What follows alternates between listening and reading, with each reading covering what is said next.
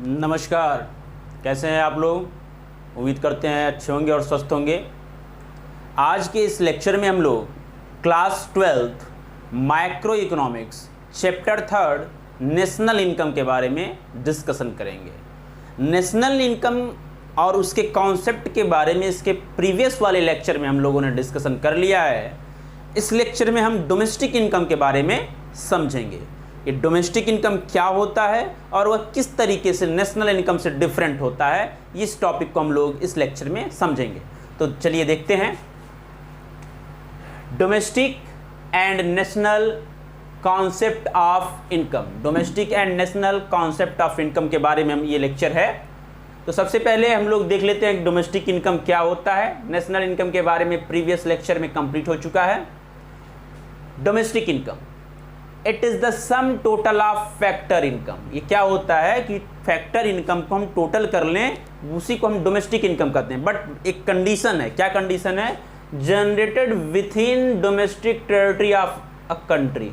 एक कंट्री के जो है विथ इन में, यानी कि एक कंट्री के अंदर ही इसको कंट्रोल करना है, इसको ऐड करना है, जो कि generated in the domestic territory of a country. Domestic territory of a country में जो इनकम जनरेटेड हो रहा हो फैक्टर इनकम, वही हमको ऐड करना है। यह मैटर नहीं रखता है no matter who generated it, normal resident और नॉन रेसिडेंट। ये मैटर नहीं रखता है कि यह जो इनकम है नॉर्मल रेसिडेंट के द्वारा जनरेट किया गया है या फिर नॉन रेसिडेंट के द्वारा। यहाँ पर कुछ वर्ड यूज हुए हैं, उनका हम लोग मीनिंग देखेंगे।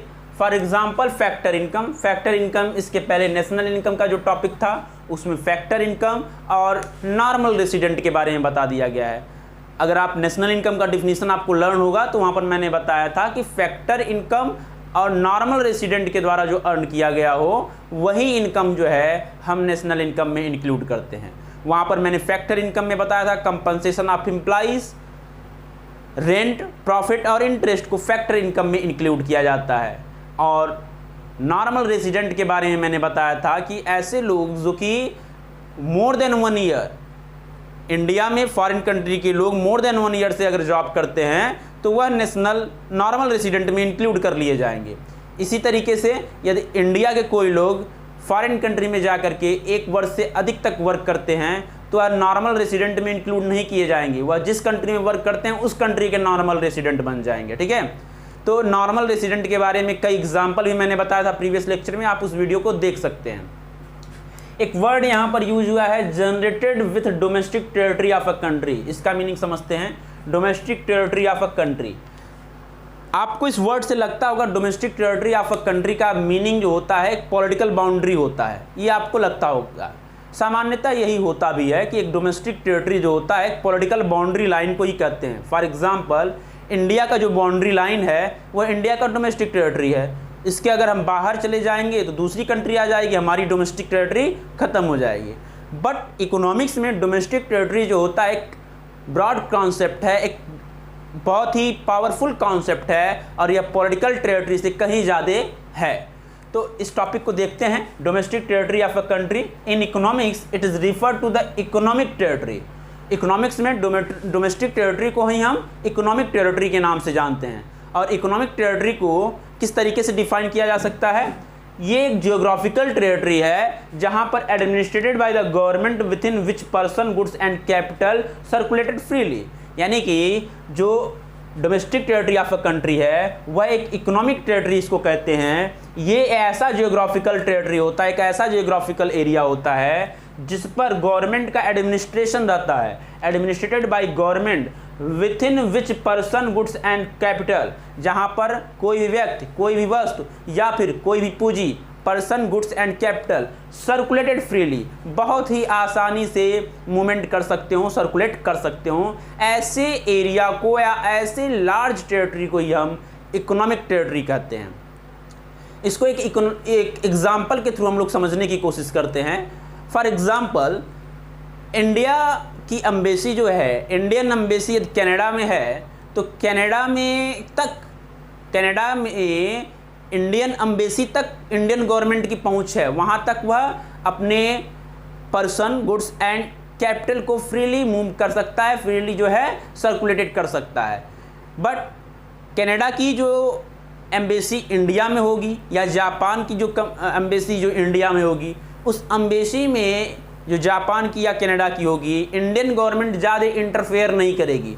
तो वो जो कनाडा की या फिर जापान की एम्बेसी इंडिया में है वह इकोनॉमिक टेरिटरी में इंक्लूड नहीं किया जाएगा। हालांकि एक पॉलिटिकल टेरिटरी है, क्योंकि ये भारत के अंदर ही होगा, दिल्ली में होगा, तो ये तो पॉलिटिकल टेरिटरी है, लेकिन इकोनॉमिक टेरिटरी में इंक्लूड नहीं किया जाएगा, क्योंकि ज़्यादा इंटरफेयर इंडियन गवर्नमेंट का एडमिनिस्ट्रेशन में वहाँ पर नहीं रहेगा। लेकिन जापान, कनाडा या फिर यूएसए में जो इंडिया की एम्बेसी है, वहाँ उस एम्बेसी में इंडियन गवर्नमेंट का एडमिनिस्ट्रेशन चलता है, इसलिए ये इकोनॉमिक टेरिटरी में इंक्लूड कर लिए जाएंगे। तो अब इकोनॉमिक टेरिटरी में जब इंक्लूड कर लिए जाएंगे तो इकोनॉमिक टेरिटरी क्या कहलाता है? Domestic territory of a country कहलाता है। No matter who generated it, ये मतलब नहीं रखता है कि कौन इस इनकम को जनरेट कर रहा है, नॉर्मल रेसिडेंट कर रहा है या फिर नॉन रेसिडेंट कर रहा है। अब इसका मीनिंग आपको समझ में आ गया होगा।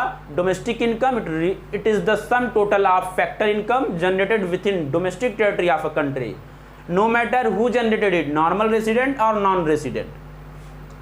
Domestic territory of a country का मीनिंग क्या होता है? ये इकोनॉमिक्स में हम इसको इकोनॉमिक टेरिटरी कहते हैं। इकोनॉमिक टेरिटरी का मीनिंग क्या है? ऐसा जियोग्राफिकल टेरिटरी जहां पर गवर्नमेंट का एडमिनिस्ट्रेशन चलता हो, जहां पर person, goods and capital freely circulated होते हों, ऐसे टेरिटरी को हम इकोनॉमिक टेरिटरी कहते हैं। The focus is not to be an political boundary, इसका मीनिंग पॉलिटिकल बाउंड्री से इसका रिलेशन नहीं है, यानी कि इकोनॉमिक टेरिटरी अलग है और पॉलिटिकल बाउंड्री या पॉलिटिकल टेरिटरी अलग है। ठीक है, तो इस तरीके से डोमेस्टिक इनकम और domestic territory of the country के बारे में आपको मैंने बता दिया। नेशनल इनकम और डोमेस्टिक इनकम में अगर आप डिफरेंस करना चाहें तो इस तरीके से कर सकते हैं। नेशनल इनकम में फैक्टर इनकम इंक्लूड किया जाता है, बट ये नॉर्मल रेसिडेंट के थ्रू जनरेटेड होना चाहिए, जबकि डोमेस्टिक इनकम में क्या किया जाता है? फैक्टर इनकम इंक्लूड किया जाता है, बट ये किसके द्वारा जनरेट होना चाहिए? ये नॉर्मल या फिर नॉन रेसिडेंट के द्वारा जनरेटेड होना चाहिए, बल्कि ये domestic territory of a country के अंदर ही होना चाहिए, तब जाकर के वह डोमेस्टिक इनकम बनेगा। ठीक है, यानी कि जो नेशनल इनकम होता है एक लार्ज कॉन्सेप्ट है, जो नेशनल इनकम है एक लार्ज कॉन्सेप्ट है, डोमेस्टिक इनकम एक लार्ज कॉन्सेप्ट नहीं है। यानी कि नेशनल इनकम में NFIA net factor income from award को इंक्लूड किया जाता है और डोमेस्टिक इनकम में इसको इंक्लूड नहीं किया जाता है। डोमेस्टिक इनकम और नेशनल इनकम के डिफिनीशन और कॉन्सेप्ट को आप समझ गए हैं। इसके बाद वाले टॉपिक में हम लोग समझेंगे कि किस तरीके से हम नेशनल इनकम को डोमेस्टिक इनकम में बदलेंगे, डोमेस्टिक इनकम को नेशनल इनकम में बदलेंगे, या फिर मार्केट प्राइस को या मार्केट इनकम को हम कैसे फैक्टर कास्ट में कन्वर्ट कर देंगे, या फैक्टर कास्ट को कैसे मार्केट कास्ट में कन्वर्ट कर देंगे। इन सब टॉपिक से रिलेटेड अगला चैप्टर होगा जो कि बहुत ही इंपॉर्टेंट है। अगला टॉपिक अगर आप ध्यान से पढ़ेंगे तभी आप जाकर के chapter 4 calculating of the national income वाले टॉपिक को आप अच्छे से कर पाएंगे। कुछ कॉन्सेप्ट हैं जो कि आपको शॉर्ट फॉर्म में यूज किए जाएंगे, इकोनॉमिक्स में आने वाले टॉपिक में यूज किए जाएंगे, उनको हम यहाँ पर फुल फॉर्म देख लेते हैं। हालांकि नेक्स्ट टॉपिक में हम इसको एक बार फिर से रिपीट करेंगे। फर्स्ट है NFIA, फुल फॉर्म क्या होता है? Net factor income from abroad, यानी कि देश के बाहर का इनकम, देश के अंदर नहीं, देश के बाहर से जो इनकम आता हो वो NFIA कहलाता है। ठीक है, NIT नेट इनडायरेक्ट टैक्स, जब हम सब्सिडी में से डायरेक्ट टैक्स को निकाल देते हैं तो जो बचता है वो नेट इनडायरेक्ट टैक्स कहलाता है। फैक्टर कास्ट, FC को फैक्टर कास्ट कहते हैं और MP से मार्केट प्राइस होता है। इन सभी के बारे में डिफिनीशन और फैक्टर कास्ट से MP मार्केट प्राइस में कन्वर्ट करना, नेशनल इनकम से डोमेस्टिक इनकम में कन्वर्ट करना, नेट इनकम को ग्रॉस इनकम में कन्वर्ट करना, ये सभी फार्मूले हम लोग नेक्स्ट लेक्चर में देखेंगे। इस टॉपिक को समझिए, पढ़िए, कोई प्रॉब्लम होता है तो कमेंट या मैसेज कीजिए, इसका सलूशन आपको बताया जाएगा। नेक्स्ट लेक्चर में हम लोग देखेंगे कि किस तरीके से कन्वर्ट किया जाएगा नेशनल इनकम को डोमेस्टिक में, ग्रॉस इनकम को नेट में, या फिर other function. Okay, thank you.